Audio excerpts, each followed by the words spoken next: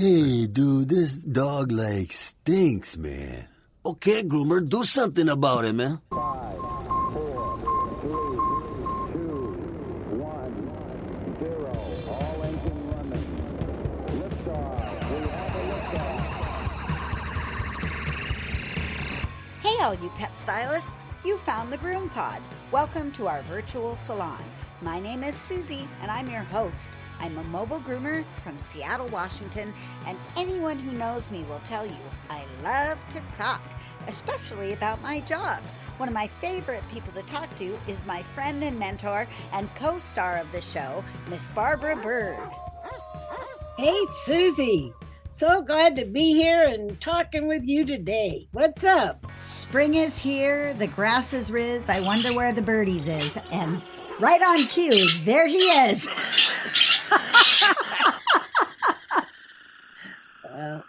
Welcome to episode 367 of the GroomPod, recorded on March 12th, 2023 in Snohomish, Washington and Tucson, Arizona. This podcast is brought to you by our kind sponsors, Best Shot Show Season, Evolution Shears, Groomore Stasco, and Huckleberry Pie this week. And if you guys would like to support us, you can do so at our website, thegroompod.com, and use either the donation button for a one-time donation or the Patreon button, or click through our Chewy link, because that works also. What's new this week is brought to you by Groomore Software. If you haven't found Groomore, you're missing out. Groomore is an all-in-one software solution for your grooming business. Whether you are a solo mobile groomer or manage several shops, Groomore has everything you need. 24-hour online booking and forms, routing, credit card processing, reminders, Google Calendar and QuickBooks integration, and so much more. And the best customer service anywhere. Shop mobile or house call, Groomore has you covered. And they're giving us a free month. Just enter GroomPod22 in the coupon code. Barbara, you might be curious what we're talking about since I completely spaced out mentioning it before that ad. Yeah, what's on the agenda? What's on our plate? Oh, we've got a fun topic for topic number 1. It's sticky icky poo. Sticky icky poo. And our Barbara's classroom this week is a lab study versus clinical trial. What's the difference? It's going to be interesting and fun, and I'm excited to be here. And Barbara, I fixed my bathing beauty. I fixed it. I didn't know it wasn't working for you. Well, dear Curtis. Guess what? Yes, Curtis, our Hanvey specialty engineering engineer, was working with me because he thought perhaps the seal was gone on the inside because I shouldn't have to fill it past the side vents. Right? Remember I was saying? Right. Yeah. So the deal is I don't have to fill it past the side vents as long as I have enough power so that the power surge will kick the pump on. So it wasn't not sucking because it wasn't having water in it. It was not sucking because the power surge was too much if I had my water heater on at the same time as I kicked the bathing beauty on. Yeah, so I was at a mobile stop and I figured it out. And I thought, hey, this is only happening with the generator, but it doesn't happen at the house.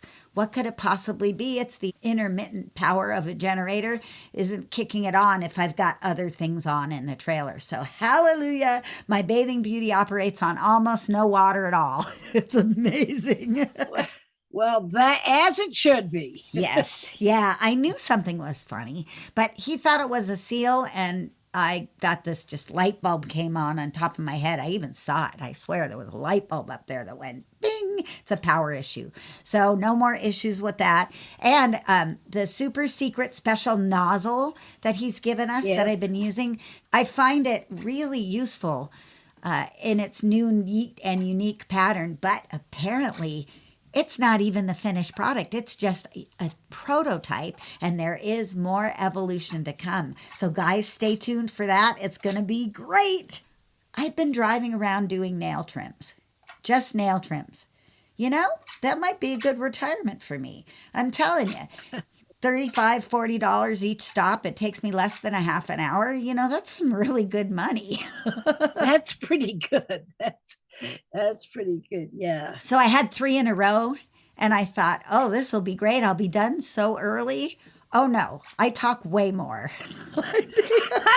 Way more time chatting with people that I don't see as often as I do my regular grooming clients. So I ended up just as late as always. But it really is low pressure, low output kind of grooming to just run around doing nail trims. And I know there are some people that do that, but hey, I'm not going to turn it down. From now on, anybody who wants me to stop by and do a nail trim, I'll work you in as long as I'm in the neighborhood. Yeah, Yeah. pretty Yeah. cool. That sounds good. And our Sounds friend, good. do you remember Lynn, who lived in Seattle for a little while and then she moved to South Carolina and now she lives very close to like the Hanby place? She's like 25 minutes from there. She was asking this morning on the GroomPod discussion group what our favorite shampoos were. So I figured I would just describe what I have in my shampoo caddy, which I understand is a little extreme. I have a lot more shampoo than most people would probably carry. My favorite shampoo, my everyday shampoo, the shampoo I go to if I don't feel like there's an additional issue, is Best Shot One Shot Deodorizing Shampoo. I love it. I like the way it works. I like that I can vary its strength, and it always does really well for those kind of yeasty, stinky faces, and so I use that for my go-to. The other one from Best Shot that I couldn't possibly ever live without is the Best Shot Whitener.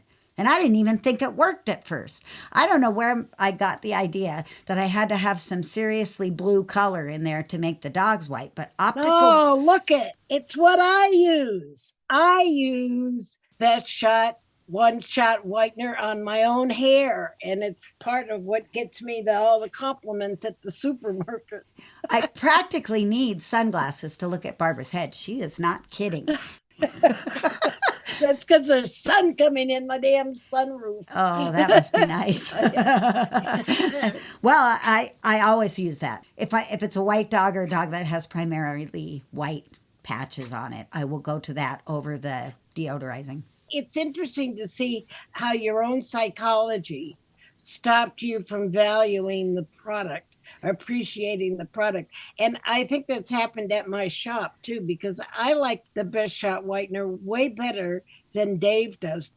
Well, you know what? To tell you the truth, what we use as our go-to is Show Season Bright, which is kind of the show season version of the Best Shot Whitener. It's got some blue in it, but it's really working with optical brighteners. You know the difference between the two that I find?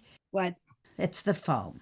The Best Shot product does not have as much foam as the Show Season product does, but boy, they both whiten fantastically. I mean, seriously, good stuff. Then I have a clarifying shampoo, actually, more like 4 clarifying shampoos. I have Clean, I have Down and Dirty, I have Clarify, and I have Grime Time. I have Show Season Apple Cider Vinegar. I have Show Season Clarify. I have Grime Time. And I think I have an igroom. Okay, so I don't feel so bad about that. I do like my deep cleaners. I use them with those dirty street dogs, kind of farm dog kind of situations. And yeah, I like that very much. I do have a conditioning shampoo right now. I think it's the honey shampoo, but I always like to have one of those. Just a nice conditioning shampoo. What do you use for your conditioning shampoo? Probably the honey, right? Or AminoFlex? I'm not crazy about the AminoFlex. Dave likes it a lot, but I'm not crazy about it. I use various things in a shot. Oh, okay. A shot being a shot of diluted Best Shot, the max. So we do Bright and a shot. We do apple cider vinegar and a shot. I mix and match Best Shot and Show Season products. They play well together. And I also have Best Shot sentiments in the smaller bottles and the matching conditioner because I like that. What are you using now? Lemon vanilla.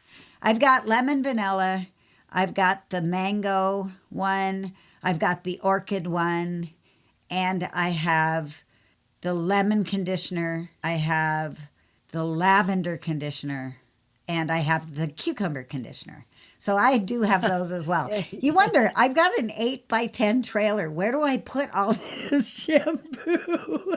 And I have the show season True Tearless and the show season Hypo Conditioner. Bing.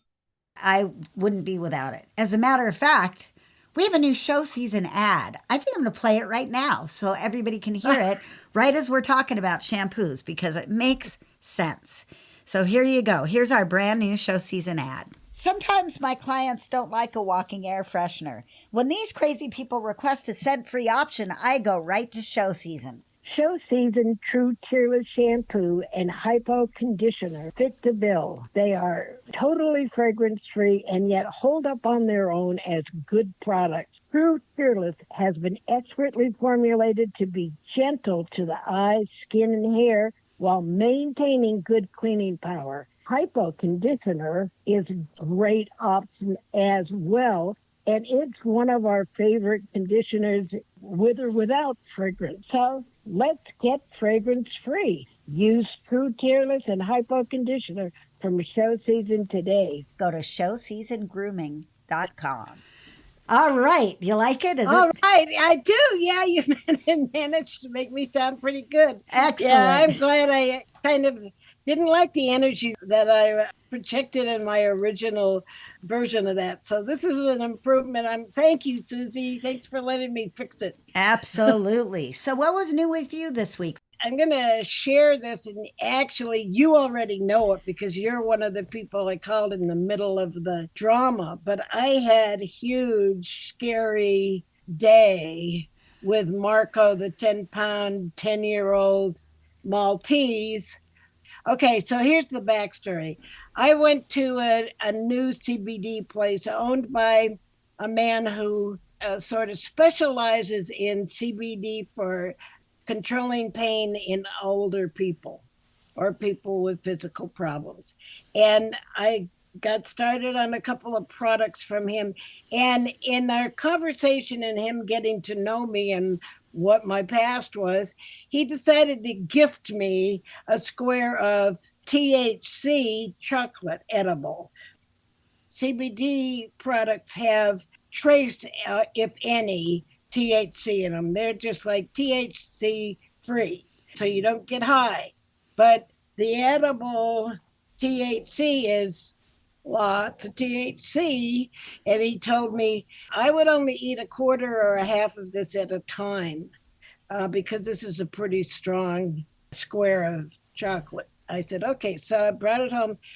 The next day, I was looking for the bag, and he put it all in a gorgeous bag, that one of those little organza bags that pulls shut.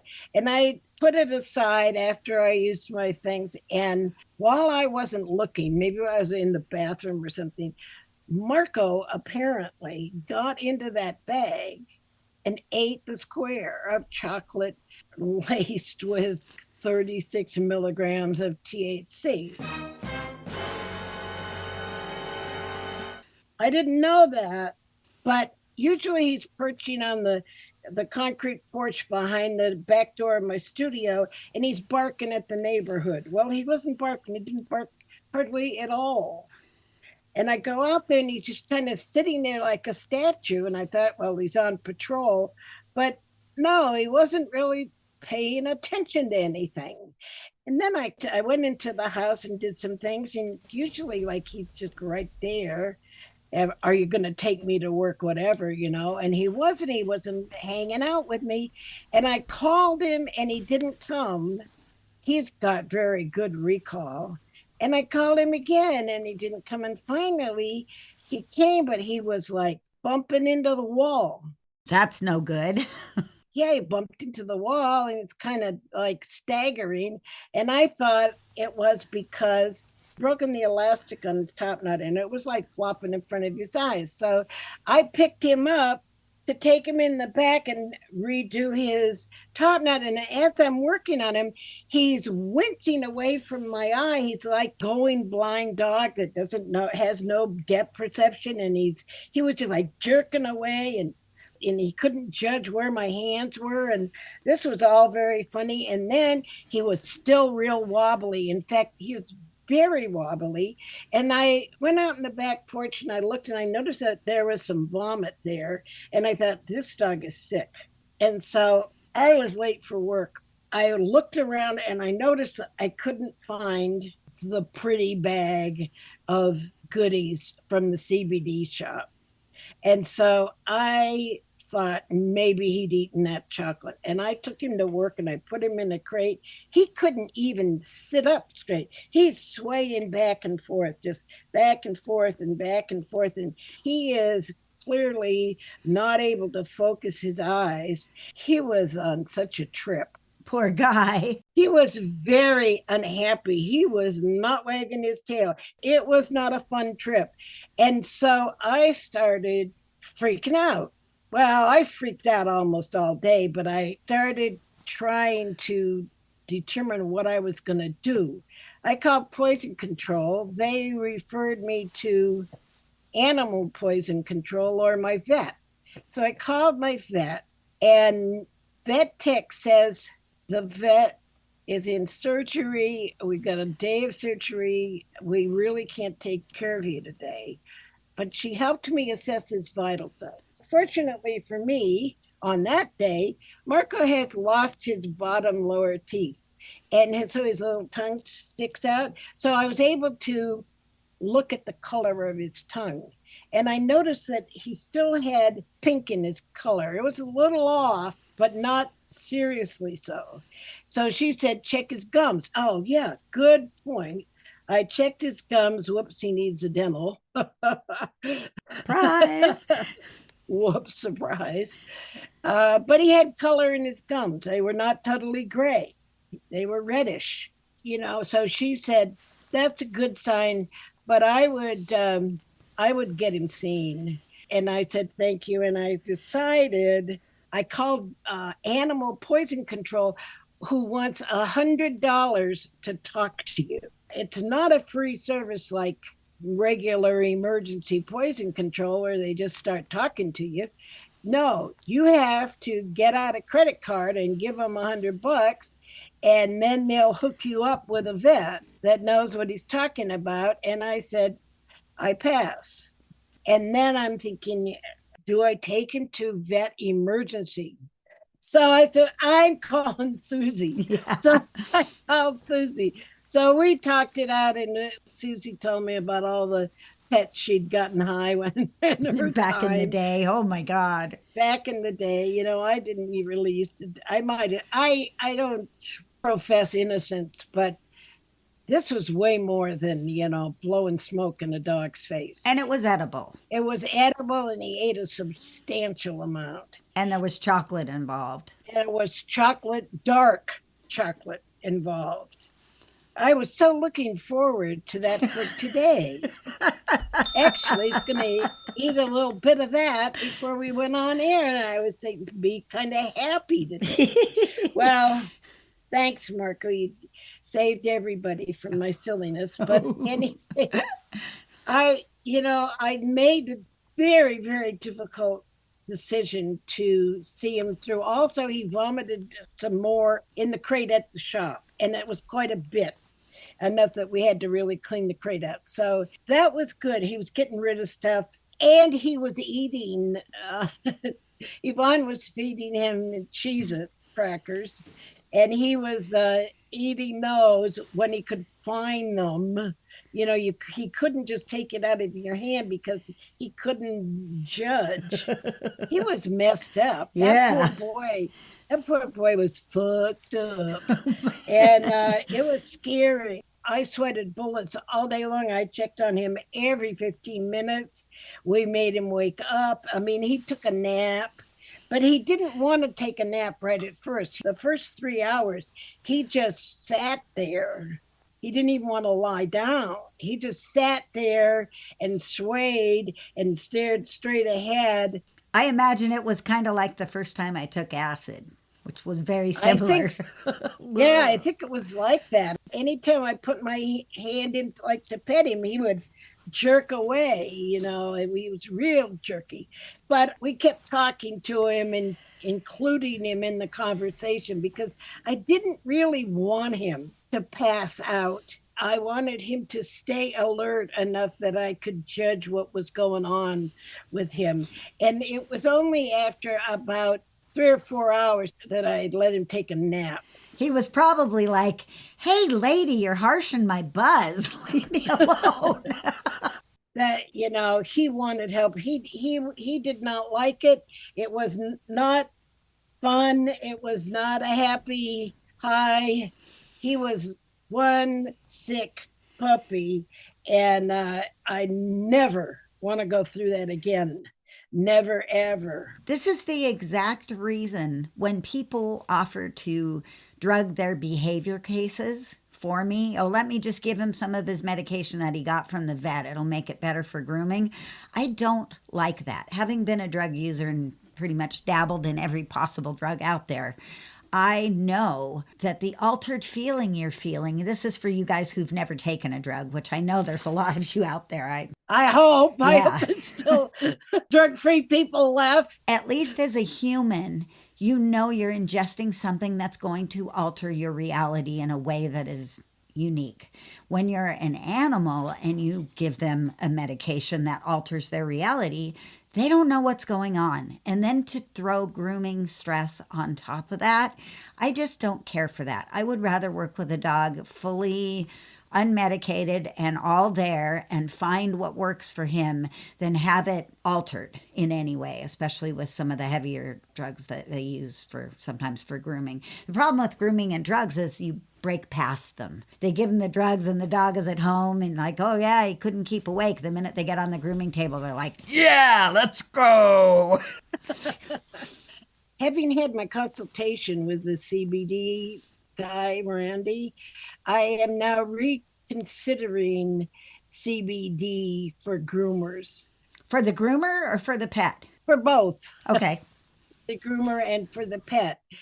Because CBD alters the tension of the muscles, the inflammation that's going on behind the pain. And it is a relaxant, not a euphoric. I have probably 5 dogs that get CBD before their grooming.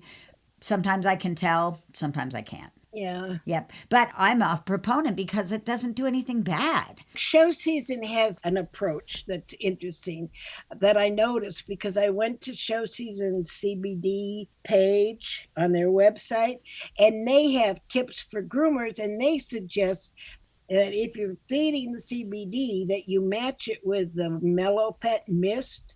So they're matching the aromatherapy with the CBD. That's interesting. That's a good way to go. Yeah, and it's possible that I could create another aromatherapy blend that might be CBD friendly.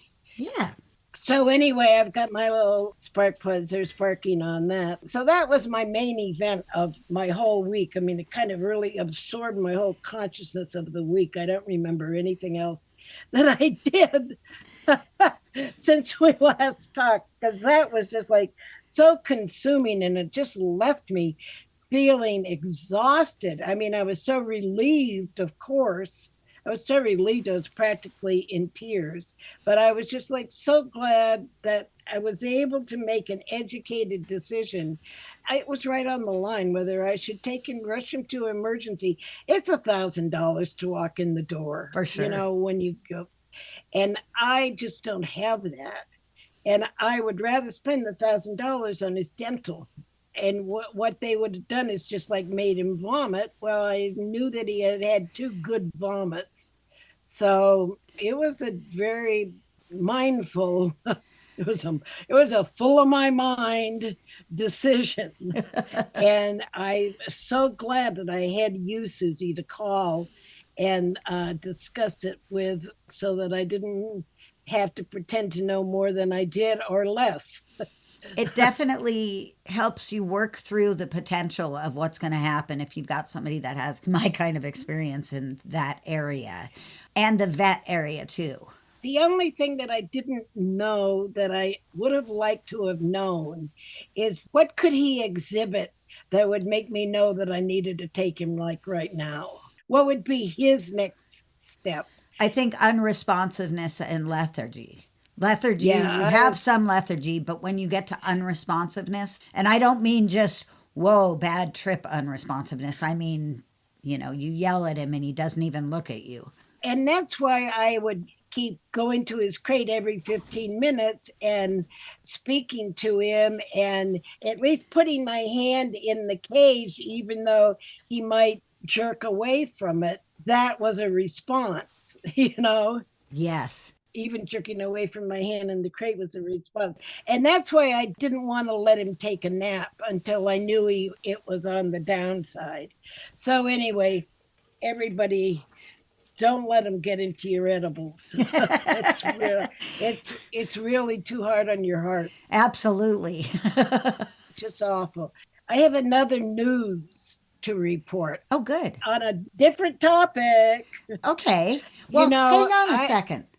Let me just sneak another ad in right now. Okay, let's do that. Chris Bear Anthony visiting the GroomPod again. Okay, so I love my Evolution swivel shears. And you even know that these customizable shears come in non-swivel as well. But did you know that they're the only ones I've been trusting my sharpening with for around 15 years? And that's how we met? What? You haven't tried their sharpening yet? If so, send in your next batch of sharpening and you'll get one shear sharpened for free with a $75 order just for telling them where you heard about them. Your shears and blades will thank you. Let's see what's happening at the grooming table. I think that there's a shortage of sharpeners Oh, there is. Yeah, absolutely. worldwide. And they are master sharpeners at Evolution Shears, so I definitely recommend trying that out. Cool. Okay, what was your other thing? We're at the table now. Yeah, at the table. Good news, bad news about igroom. Ooh, hang Okay. on. That gets a...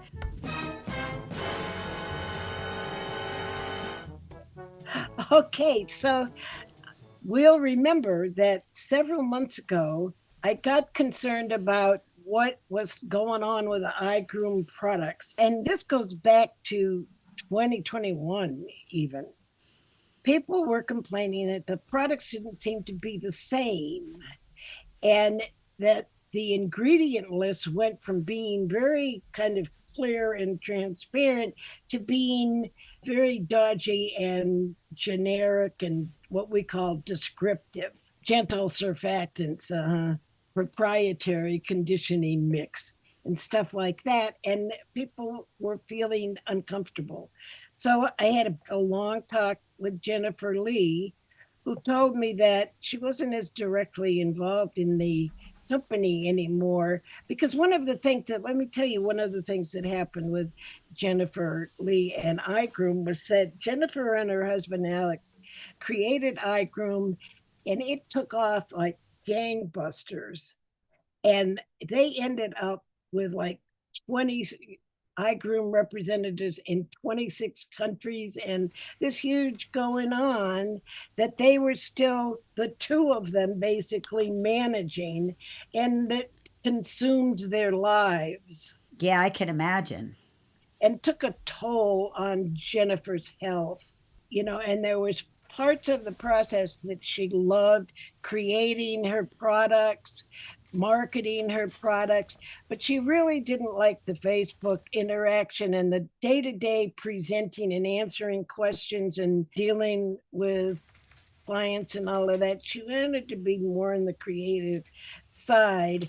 And the whole manufacturing and distributing and shipping out products, they were doing it all with them by themselves with a small little staff. And in essence, they created an elephant they could not ride. That's one of my favorite expressions because I've been there, done that. They created an elephant they could not ride. And so when they were approached by Nexus Brands Company, they allowed themselves to merger with the company. And the company is one that mergers with small companies, and it helps them manage and market, and they still maintain a degree of independence within the so-called family. I got an idea that the product ingredients had changed. And it was very hard to track that down because the ingredient information had gotten shaded, was cloaked, and I couldn't really tell what was going on. And I was about to throw them under the bus. And I talked to Jennifer, and she said, would you be satisfied if we listed our ingredients on the website? And that way, if there were changes in the distribution or in our sourcing of our ingredients, and we had to change something in a formula, we could just put it on the website and not have it on. It's very hard, really, to change the labeling of bottles, because in order to make it not so expensive, you've got to print a shitload of labels. It's very much like business cards. You put your stuff on your business cards, you have them for X amount of time because you buy like 10 boxes of them. Then all of a sudden you go certify as a master groomer behavior specialist, but you've got so many cards, you have to use them up. Just like labels, you've got to use them up before you go printing new labels. Yeah.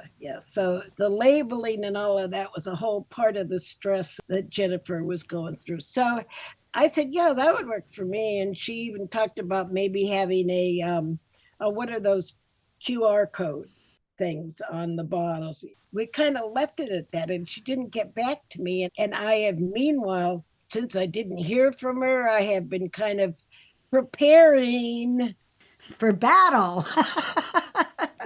Yeah, preparing for a little battle, preparing to slam dunk them, okay?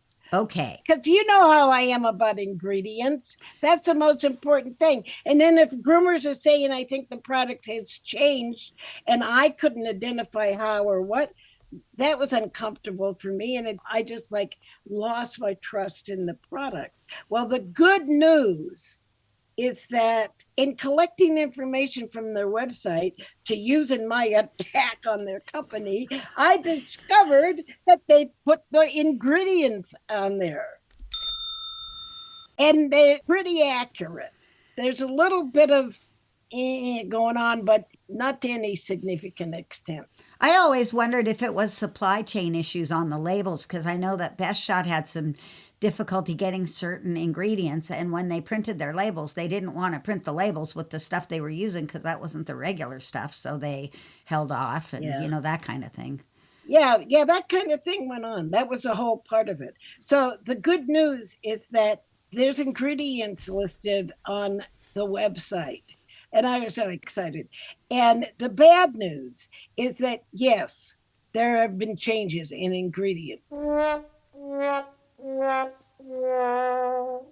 So I can tell what happened. Do you want my detective intuition, my detective summary on what happened? Dun dun dun dun dun dun dun dun dun dun dun dun dun dun dun. Doo-doo-doo, doo-doo-doo. Yes, go for it. Come on! Go for it. Oh, you crack me up. So what seems to have happened is their new management people, Nexus Brands, etc., have reformulated many of the products to be more profitable. Oh, Patty! Because I'm on a roll. The goodies, the unique ingredients that Jennifer and her formulator had included in the original lineup of products were rather costly. I mean, extremely so. I was not surprised that at some point they would take another look at their ingredients and say, do we really need 4 different proteins in this shampoo? I always thought it was a little bit over the top, but we loved the products. And one of the reasons that we loved them is that they had some very cutting edge new ingredients in there. Most of those delicious ingredient, delicious to my mind, ingredients have disappeared. Ah, And I can tell that they have done the best they could to make the product have the same functioning as before. But of course, it's not going to be quite the same. And one of the things that got lost was the vegetable protein ingredient. I noticed it was missing from the charcoal keratin and from the detangler. Both of those two products have changed drastically and have been just like cut down to half of the number of ingredients. But you do you really need to have 26 ingredients in a pet shampoo? Probably not, but that's what made it, quote, a luxury product line. And that luxury was one of their brand images. And what's happened now is that their products now look more like other pet grooming products, less like human beauty products, right? less special, less of that uniqueness that iGroom brought. Like the pea protein is gone. That was an innovative product. The pea protein slash silicone ingredient in the original detangler spray, the detangling spray, they had the pea protein slash PG cilantriol, which is a silicone. So it was this unique engineered natural silicone combined ingredient in one molecule. They had combined the vegetable and the silicone. How is that? That is so freaking state of the art. And it's become a common ingredient in many human hair top shelf products because it does protect the hair from the heat styling damage that can happen, protect it from heat. And We use a lot of heat. We use heat when we dry often to straighten the hair. yeah, when we straighten the hair. And so that ingredient is gone. And it has to be because it was expensive. And the mixed vegetable, which is not like peas and carrots, but it's like vegetable source proteins, is gone. And that was a protein ingredient that had small and large size molecules together so that it penetrated skin and it penetrated into hair cuticle into the inner reaches of the hair shaft and gave moisturizer and strength inside the hair shaft as well as protection on the top from the larger molecules. That ingredient is gone. And that was one of those ingredients that was friendly because it was not an animal protein. Instead, it's a vegetable protein. Yeah, it was. So the interesting thing to me, though, is that in the detangling spray, they now have a fairly brilliant amodimethicone emulsion. It's got amodimethicone, cetrimonium chloride, and trideceph 12 together as a amodimethicone emulsion.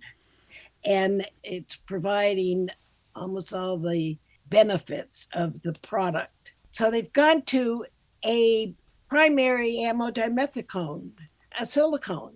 They've gone from having barely a silicone in there, a silicone paired with a protein, to having really no proteins, but a state-of-the-art silicone emulsion, amodimethicone, no buildup. So I would probably like this better because, I like having a silicone there. Better living through science. Better living through science, but it's not the same. It's really different. So it kind of depends on the product. They kind of went through their lineup of products and looked at where the excessive expense was and switched them out with more practical, affordable ingredients. Well, that's a bummer. It is kind of. It's not as unique as it started out to be. There you go. Okay, one more break, and we're going to talk about studies and science and all kinds of neat stuff. Hang tight, and we'll be right back. Let me tell you about Best Shot's newest addition to the Ultramax Pro line. Ultramax Hair Hold is a flexible hairspray that can be layered on for a stronger hold. Ultramax Hair Hold spray is great, but my favorite new product is called the Max, and I won't groom without it. It's a fragrance-free, ultra-concentrate conditioner and detangler. It reduces drying time and handles undercoat and tangles like magic. Just a few drops in the final rinse or spray it on and dry it in. Contact your favorite Best Shot distributor or learn more online at bestshotpet.com. Grooming success begins with Best Shot in your tub. Made from the best stuff on earth. Groomers, take your seats. It's time for B-Bird's Classroom. And this time it's really time to get out your lab coat because we're talking about studies and stuff like that. Barbara, take over.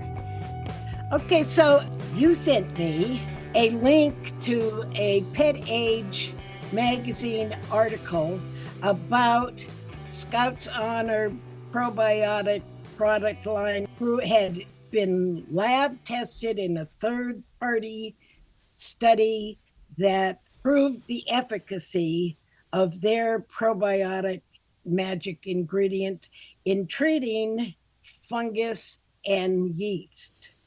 Well, it sounded really impressive.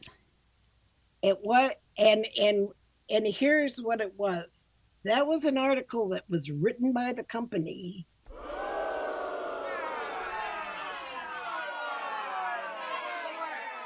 And placed in various places, including Pet Age magazine and Pet Business magazine. I saw the exact same article in Pet Business magazine. This was back in 2021. And recently someone forwarded us both that article. And I think they wanted to say, see, it's been proven Actually, to be effective.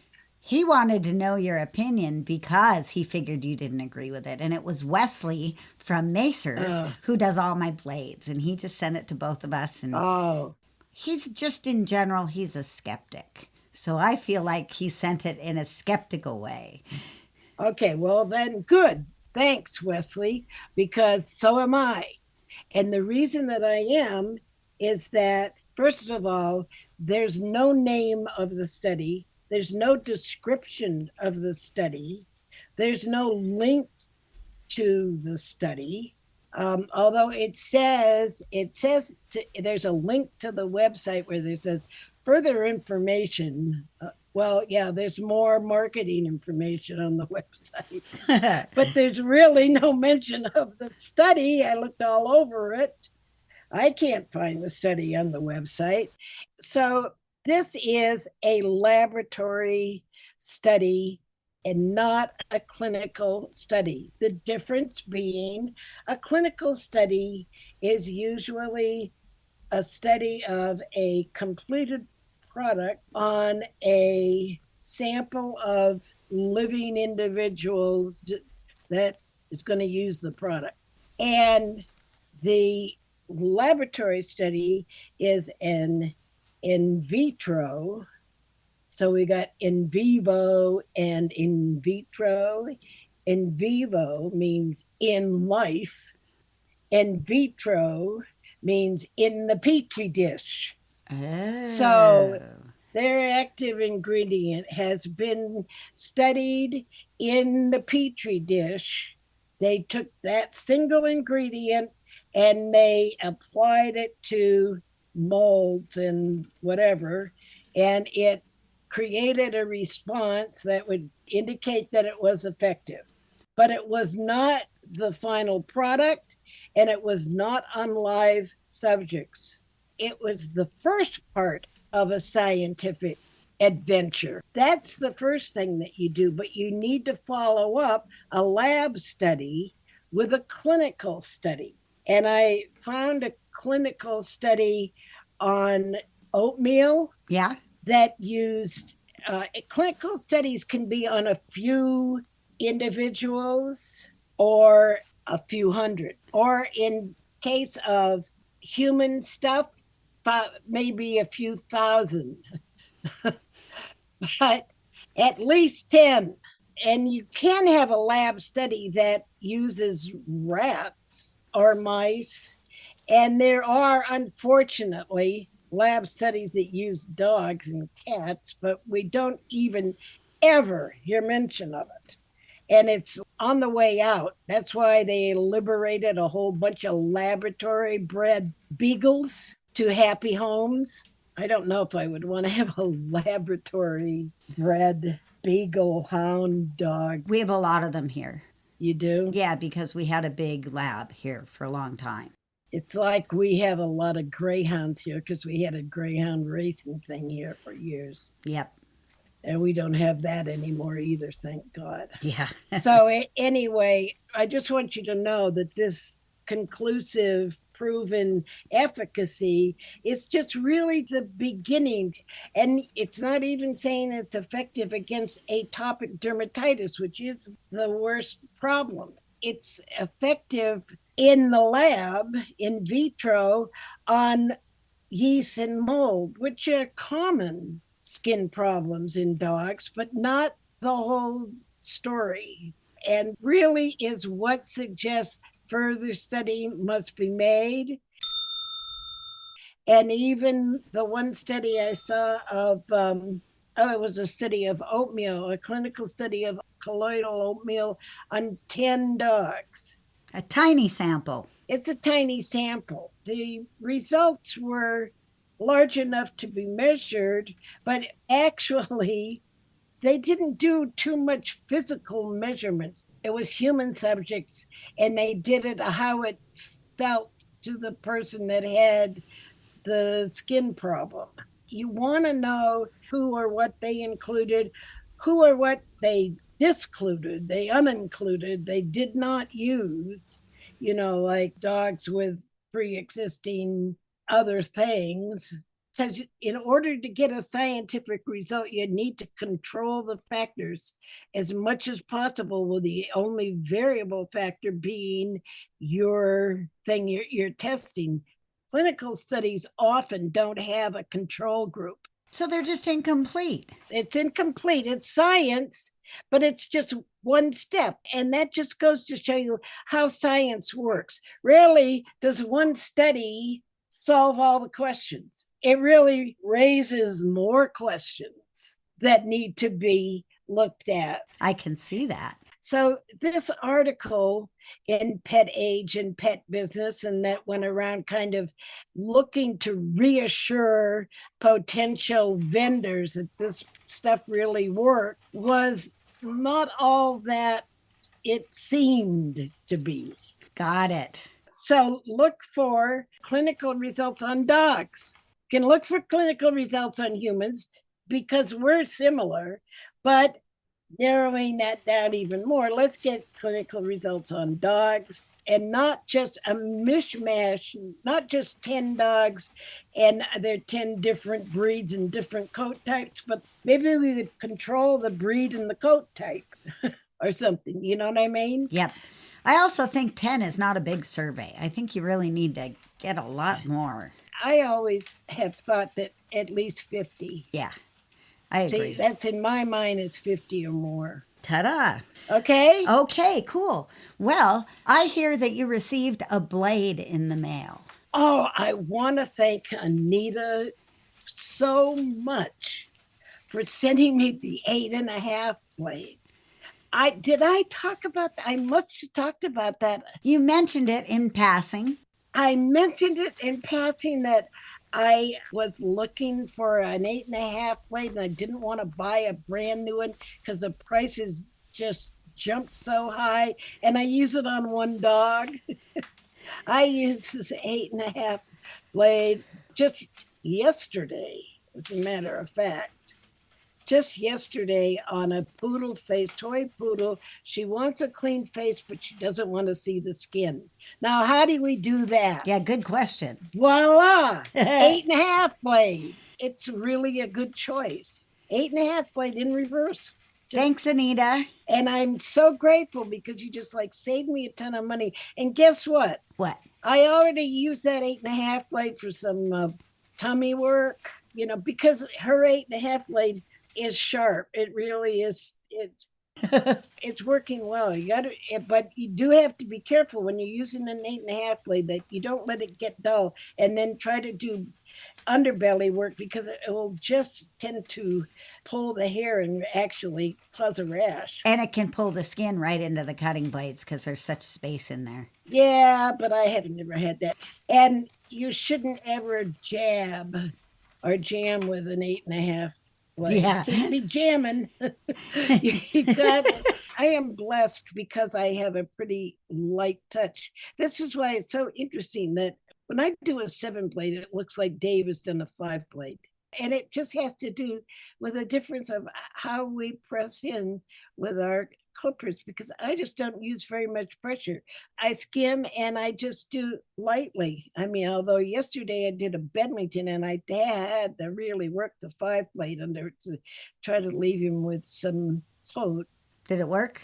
Oh, yeah. The guy was so happy. I was actually almost happy that the dog had gotten too matted to do a full breed trim and scissor the legs and all of that because, hallelujah, I just took the whole dog down with a 5 blade. And then I did a lovely, somewhat reduced Bedlington head on him. And they were thrilled. And I said, I think you might like this more than you think once you realize this is very appropriate for the desert. It's one thing to see a haircut. It's another thing to live with it. So once they live with it for a while, you might be right. All right, guys. Well, thanks for being here. Remember to support our sponsors. And happy grooming, everyone. See you next week on the GroomPod. Bye-bye now. Happy spring. Take care of yourself. Next time we'll talk about allergies. Okay. Bye-bye.